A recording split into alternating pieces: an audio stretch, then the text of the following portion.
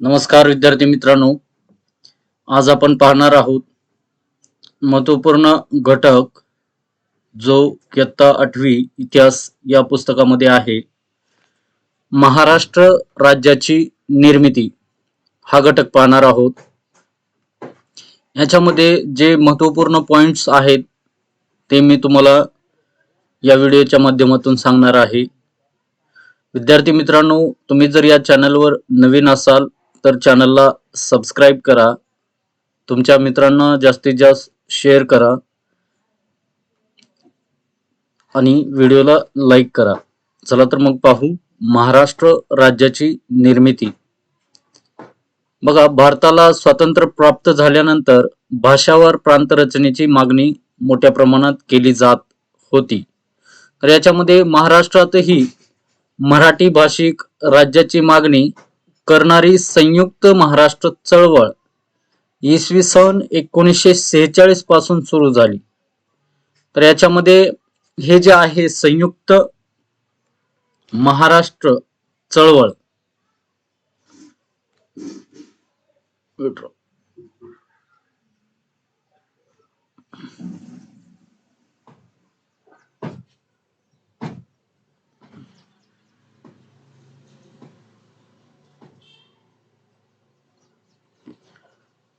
तर याच्यामध्ये इसवी सन 1946 पासून सुरू झाली. अनेक स्थित्यंतरापासून म्हणजे या चळवळीची वाटचाल होऊन शेवटी 1 मे 1960 रोजी महाराष्ट्र राज्याची निर्मिती झाली.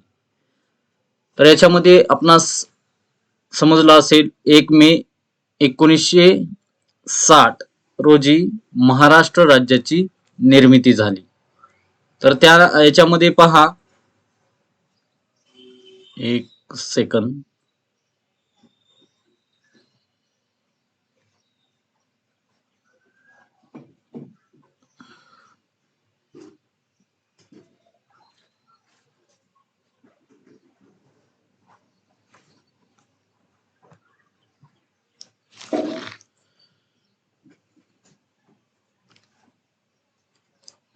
बघा हे जे आहे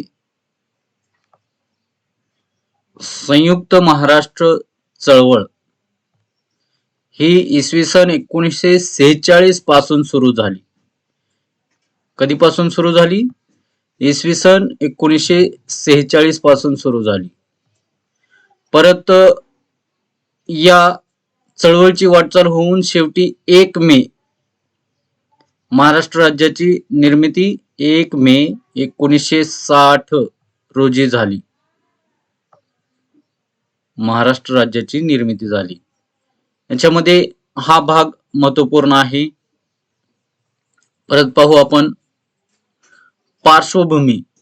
बघा, मराठी भाषिक लोकांच्या एकीकरणाचा विचार 20व्या शतकाच्या सुरुवातीपासून अनेक जाणकारांनी व्यक्त करण्यास सुरुवात केली होती. याच्यामध्ये 1911 मध्ये इंग्रज सरकारला बंगालची फाळणी रद्द करावी लागली. त्या पार्श्वभूमीवर न. ची. केळकर यांनी लिहिले की मराठी भाषा बोलणाऱ्यांची सर्व लोकसंख्या एका अंमलाखाली असावी. याच्यामध्ये हा महत्वपूर्ण भाग आहे. बोलणाऱ्याची सर्व लोकसंख्या एका अंमलाखाली असावी. हे कोणी म्हटलेलं आहे? कोणी लिहिलेलं आहे? न. ची. केळकर यांनी लिहिले की मराठी भाषा बोलणाऱ्यांची सर्व लोकसंख्या एका अंमलाखाली असावी. लोकमान्य टिळकांनी 1915 साली भाषावर प्रांत रचनेची मागणी केली होती. पहा, लोकमान्य टिळकांनी 1915 साली 1915 साली भाषावार प्रांत रचनेची मागणी केली होती. परंतु त्या काळात भारताच्या स्वातंत्र्याचा प्रश्न अधिक महत्वाचा असल्याने हा प्रश्न मागे पडला.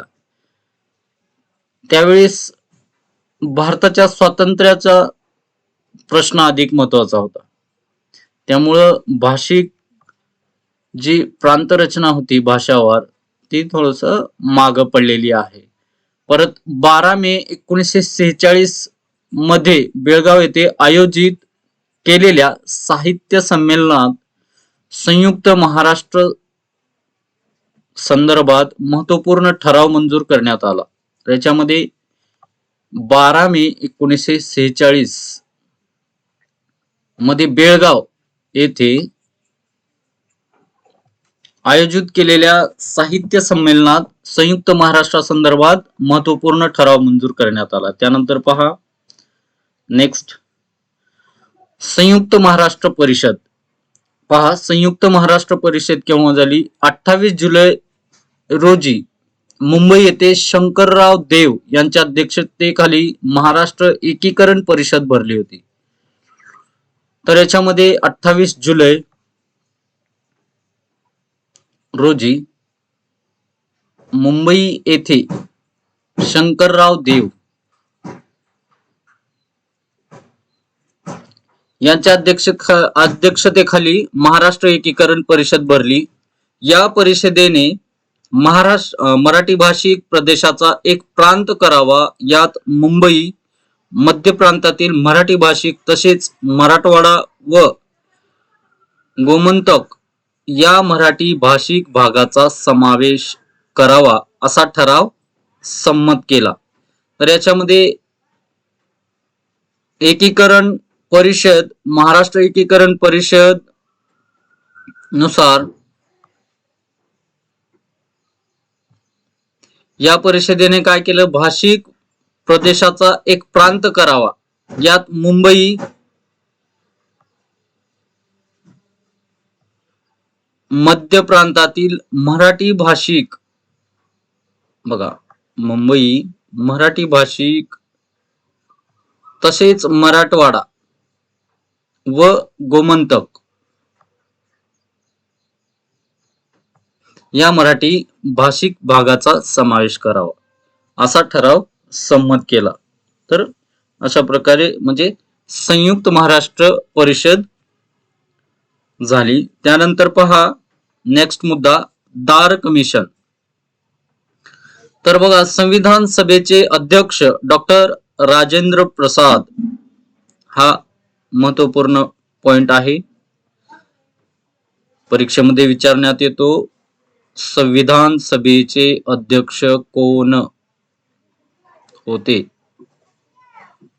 तर पहा डॉक्टर राजेंद्र प्रसाद.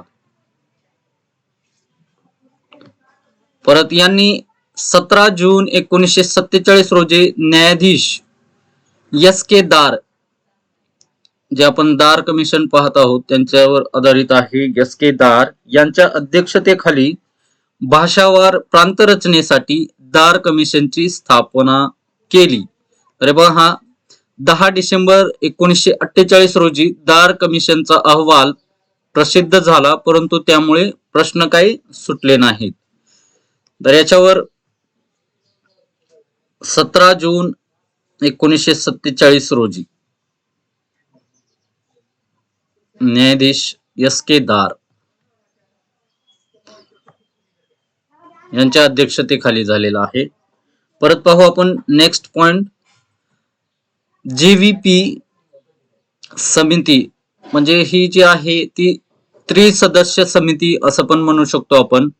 पहा भाषावार प्रांतरचना निर्माण करण्याच्या परिस्थितीचा अभ्यास करण्यासाठी काँग्रेसने 29 डिसेंबर 1948 रोजी एक समिती नेमली. यात पंडित जवाहरलाल नेहरू,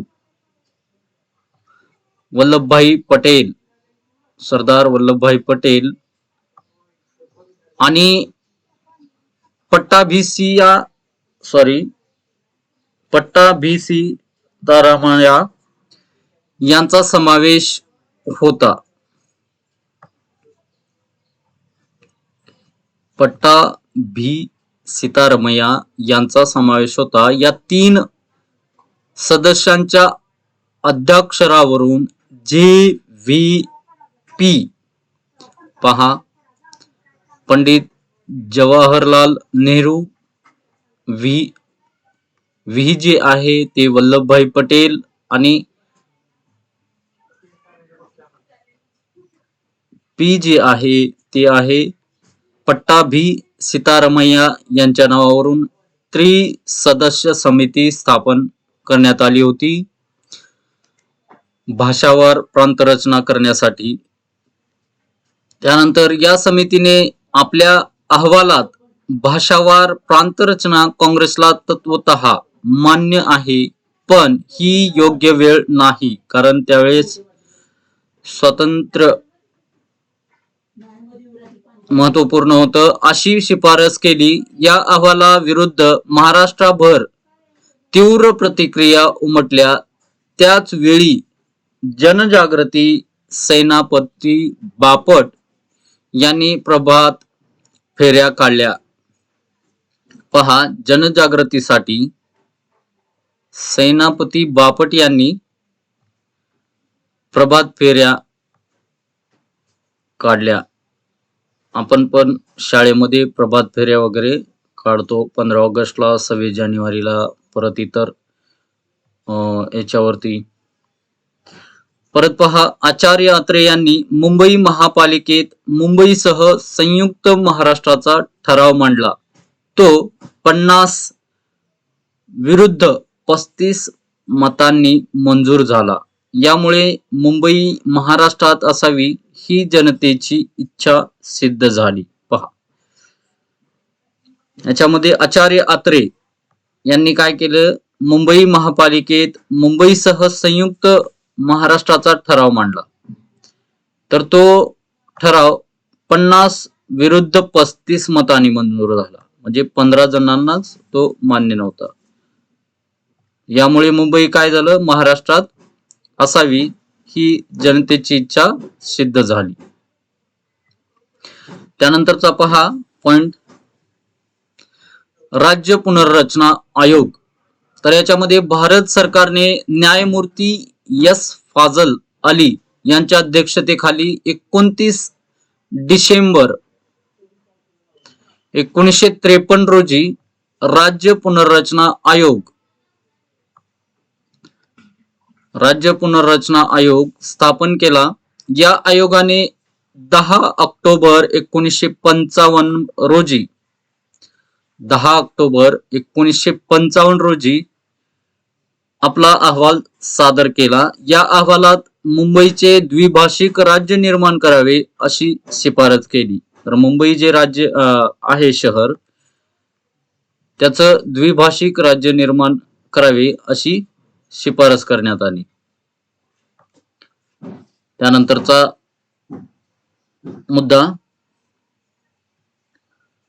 नागपूर करार. बघा, सर्व मराठी भाषिक जनतेचे एक राज्य स्थापन करण्यासाठी, सर्व मराठी भाषिक जनतेचे एक राज्य स्थापन करण्यासाठी 1953 मध्ये नागपूर येथे करार झाला. या कराराप्रमाणे पश्चिम महाराष्ट्र व विदर्भ मराठवाड्यासह संयुक्त महाराष्ट्राची निर्मिती झाली. संविधानातील 1956 च्या दुरुस्तीप्रमाणे कलम 371(2) चा समावेश संविधानात करण्यात आला. त्याचप्रमाणे विकास कार्यासाठी समन्वयी निधी, तांत्रिक व व्यावसायिक शिक्षणासाठी पुरेसा निधी त्या भागातील लोकसंख्येच्या प्रमाणात राज्य शासनाच्या सेवेत नोकऱ्यांच्या संधी आणि महाराष्ट्र विधानसभेचे वार्षिक एक अधिवेशन नागपूर येथे घेणे इत्यादींची नागपूर कराराद्वारे हमी देण्यात आली. तर हा 1953 आणि संविधानातील कलम 1956 च्या दुरुस्तीप्रमाणे कलम 371(2). पहा, मराठी भाषांचा मुंबईसह महाराष्ट्र निर्माण व्हावी यासाठी संघर्ष सुरू झाला. मुंबईत कामगार मैदानावर मोठी सभा झाली. कामगार मैदान याच्यावर पण मोठी सभा झाली. त्यावेळी शंकरराव देव म्हणाले, याच्यामध्ये पहा शंकरराव देव काय म्हणाले, महाराष्ट्रापासून मुंबई वेगळी करायला आपण प्राणपणाने विरोध करू.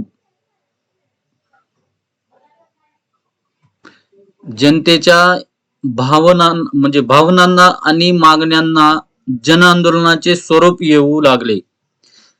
त्यात महिलांनीही काय केलं, उत्स्फूर्तपणे सहभाग घेतला. याच्यामध्ये बघा सुमतीबाई गोरे, इस्मत चुगताई, दुर्गा भागवत, तारा रेड्डी, चारुसुला गुप्ते, कमलाताई मोरे, सुलताना जोहारी अशा अनेक महिलांनी आंदोलनात भाग घेतला. 7 नोव्हेंबर 1955 रोजी कामगारांची सभा झाली. यात विविध कामगार संस्था, कम्युनिस्ट, प्रजा समाजवादी, शेतकरी कामगार पक्ष, जनसंघ असे अनेक राजकीय पक्ष सामील झाले. अध्यक्षस्थानी कोण होतं? कॉम्रेड श्रीपाद अमृत डांगे होते. या अधिवेशनात एस.एम. जोशी यांनी ठराव मांडला की मुंबई विदर्भासह संयुक्त महाराष्ट्र व्हावा. तर मुंबई काय व्हावं? विदर्भासह संयुक्त महाराष्ट्र व्हावा. परत पाहू आपण नेक्स्ट मुद्दा, प्रत्यक्ष संघर्षाला सुरुवात. तर याच्यामध्ये बघा मराठी भाषिक जनतेतील असंतोष वाढत चालला होता आणि सेनापती बापट यांच्या नेतृत्वाखाली विधानसभेवर मोठा मोर्चा निघाला. यावेळी मोरारजी देसाई मुख्यमंत्री होते.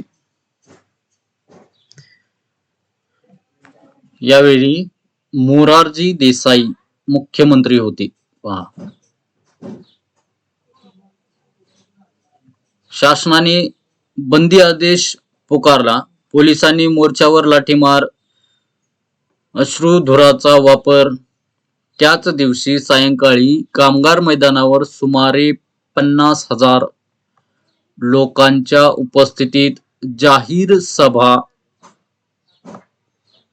झाली. कॉम्रेड डांगे यांनी मार्गदर्शन केले. या सभेमध्ये संयुक्त महाराष्ट्राच्या मागणीचा लढा अधिक गतिमान करण्यासाठी 21 नोव्हेंबर 1955 रोजी एक दिवसाचा लाक्षणिक संप करण्याचा निर्णय घेतला.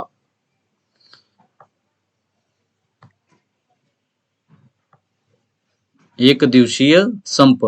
त्यानंतर पहा नेक्स्ट मुद्दा, संयुक्त महाराष्ट्र समितीची स्थापना. पहा, मराठी भाषिक जनतेच्या संयुक्त महाराष्ट्र मागणीचा प्रश्न, ही जी प्रतिमा आहे ती आहे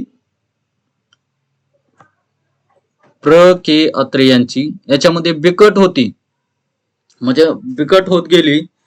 राज्यभर असंतोष धुमसत होता. 6 फेब्रुवारी 1956 रोजी केशवराव जेथे यांच्या अध्यक्षतेखाली पुण्याच्या टिळक स्मारक मंदिरात सभा झाली. या समितीने आपली कार्यकारिणी जाहीर केली. त्यानुसार अध्यक्षपदी श्रीपाद अमृत डांगे, उपाध्यक्षपदी कोण होतं? डॉक्टर नरवणे. तर सचिवपदी एस.एम. जोशी यांची निवड झाली. परत आचार्य प्रकेयात्रे, मधु दंडवते, प्रबोधनकार केशव ठाकरे यांनी महत्वपूर्ण भूमिका बजावली. याच्यामध्ये समिती स्थापन करण्यात आल्यानंतर याच्यामध्ये महत्वपूर्ण भूमिका याबरोबरच सेनापती बापट, क्रांतिसिंह, नाना पाटील, लालजी पेंडसे, अहिल्याबाई यांनी संपूर्ण महाराष्ट्र चळवळीत मोठे योगदान दिले. आंदोलन महाराष्ट्रातील खेड्यापाड्यापर्यंत पोहोचले. परत पाहू नेक्स्ट मुद्दा याच्यामध्ये आहे, हे जे आहे प्रतिमा आपण पाहिल्याप्रमाणे एस.एम. जोशी, परत प्रबोधनकार ठाकरे. ज्यावेळी मुंबई महाराष्ट्राला मिळणार नाही हे स्पष्ट झाले पहा, त्यावेळी प्रचंड जन आंदोलन उभे राहिले. या चळवळीतील राज्य शासनाने केलेल्या गोळीबारात 1906 जण हुतात्मे झाले. पहा, याच्यामध्ये 1906 जण हुतात्मे झाले म्हणजे बलिदान दिले. त्यापुढे बघा, पुढे संयुक्त महाराष्ट्राच्या निर्मितीसाठी हुतात्मे पत्कारलेल्या या 106 सुपुत्रांचे हुतात्मे स्मारक मुंबई फ्लोरा फाउंटन जवळ उभारले.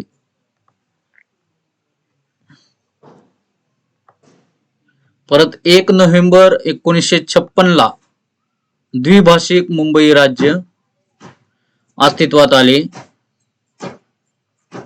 त्यानंतर 1957 साली लोकसभा, विधानसभा व मुंबई महानगरपालिकेच्या निवडणुका झाल्या. त्यात संयुक्त महाराष्ट्र समितीला मोठे यश मिळाले. या निकालावरून मतदार द्विभाषिकाविरुद्ध आणि संयुक्त महाराष्ट्राच्या बाजूने आहेत हे स्पष्ट झाले. प्रतापगडावरील छत्रपती शिवाजी महाराजांच्या अश्वारूढ पुतळ्याचे अनावरण प्रधानमंत्री पंडित जवाहरलाल नेहरू यांच्या हस्ते 30 नोव्हेंबर 1957 रोजी होते.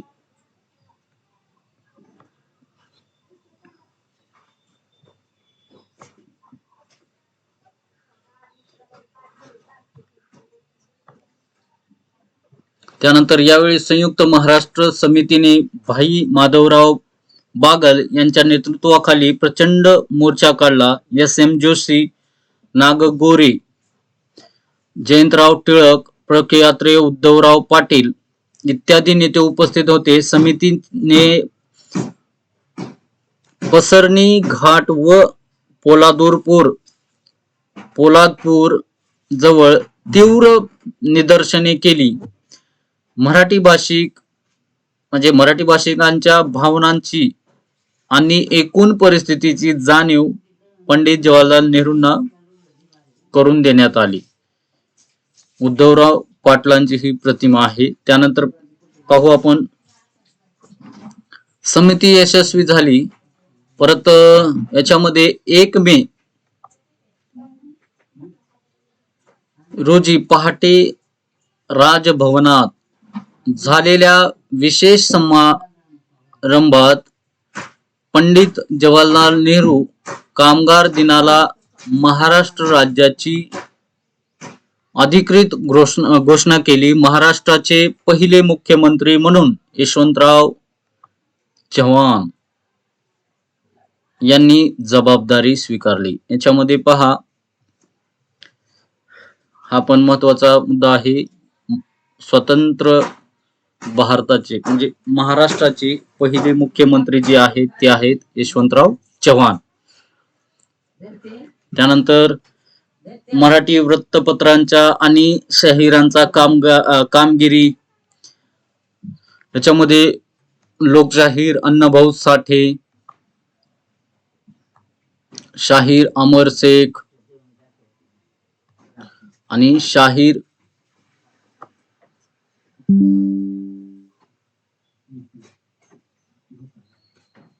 गवाणकर, द ना गवाणकर, हे पण खूप महत्वपूर्ण आहे. विद्यार्थी मित्रांनो, अशा प्रकारे आज आपण पाहिलं महाराष्ट्र राज्याची निर्मिती. याच्यामध्ये हा पूर्ण प्रकारे घटक तुम्हाला समजला असेल. तुम्ही जर या चॅनलवर नवीन असाल तर चॅनलला सबस्क्राईब करा, व्हिडिओला लाईक करा आणि तुमच्या मित्रांना जास्तीत जास्त शेअर करा, कारण आपण असेच जे महत्वपूर्ण घटक आहेत जे ऑल कॉम्पिटिटिव्ह एक्झाम्स मध्ये विचारण्यात येतात ते आपण व्हिडिओच्या माध्यमातून पाहतो. व्हिडिओ पूर्ण पाहिल्याबद्दल धन्यवाद. भेटू आपण नेक्स्ट व्हिडिओमध्ये. तोपर्यंत धन्यवाद.